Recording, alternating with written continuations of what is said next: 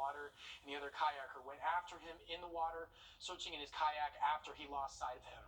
Eventually, DNR was called in to help search, recovering him today. The Aiken County Coroner's Office says they will be autopsied later. South Carolina State Trooper was shot in the line of duty earlier today in Bamberg County. State's Department of Public Safety says Lance Corporal B.A. Frazier was shot in the face during a traffic stop.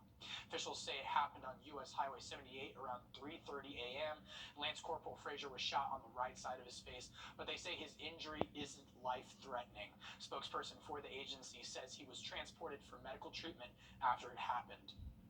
They say the suspect drove away from the scene and another trooper started to chase them, and they were told the chase ended after the suspect crashed into a home in Orangeburg County. Afterwards, the Sheriff's Office and the South Carolina Highway Patrol requested help from SLED in the investigation.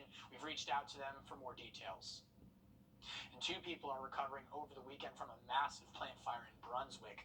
It started early Saturday morning at the Pinova plant and was contained by 10 a.m. However, city officials say it reignited later that day. Many neighbors had to evacuate the area to nearby shelter after the city declared a state of emergency as well. That was lifted earlier today, and the cause of the fire is still under investigation. Freight train derailment in Maine left 3 workers injured yesterday as well. Rockwood officials say several cars of a freight train derailed into a wooded area and started a small forest fire. Emergency responders were able to contain the fire, but officials say the 3 workers have non-life-threatening injuries, and they believe a buildup of melting ice and debris washed out a part of the tracks and are ruling this as the possible cause of the accident. And Virginia Tech students took time out of their weekend to remember a terrible day at their university. April 16th marks the 16th anniversary of the deadly mass shooting on the campus. The community displayed wreaths by several headstones to honor the victims. Many students are calling for more solutions to bring gun violence down as well.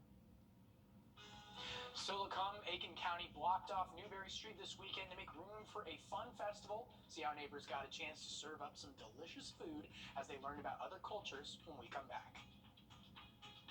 If you've been hurt, Law Call every Sunday night at 11:30. Well, downtown Aiken wrapped up their food and cultural festival earlier tonight. It was a weekend full of food trucks and vendors for the community to explore. Our City Hood is live in the studio tonight to explain how its impact is much more than just something to do. Yeah, well, Craig, we know variety is a spice of life, and in Aiken, it was no different. Between your variety of food and variety of arts and crafts, you really couldn't go wrong there. It was fun for the entire family, but most importantly, it brought multiple cultures right into your backyard and gave you a feel for each place without even having to bring out your passport.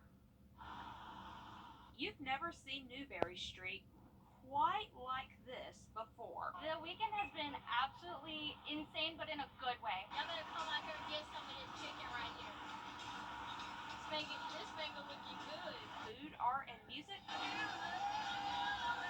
It doesn't get much better. It's just very nice getting all the different tastes that we can find. Here you get a taste of the world. It's not just about serving food, it's about bringing that entire culture here. And educating everyone too. It's hundreds of miles away, so being able to bring our culture, our taste, our energy from the Caribbean all the way to Aiken, South Carolina is very, very amazing to us.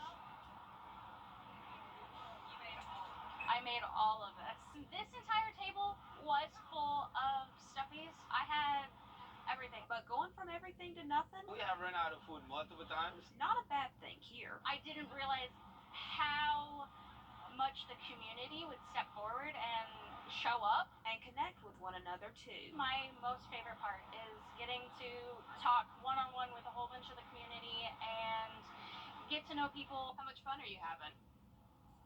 So much, it'll leave you speechless. It's a very nice medley of mix of people. It's good. It was a good mix. You had about 40 food and art vendors out today, and they were giving folks a taste and look into culture that's different from their own. Certainly leaving me speechless and hoping for a better dinner. Thanks for that coverage, Sydney Hood. Well, the Governor's Office of Highway Safety Thunder Task Force in the Peach State is cracking down on drunk drivers. Multiple agencies work together on an operation full of checkpoints on certain roads and highways. One of those places included Henry County, and authorities say there's an increase in traffic deaths over the past 5 years. Last year, 45 people were killed in crashes, and speeding has been a main factor. And they're very successful across the state. Typically, when we go into a jurisdiction, crashes and fatalities go down for those weekends.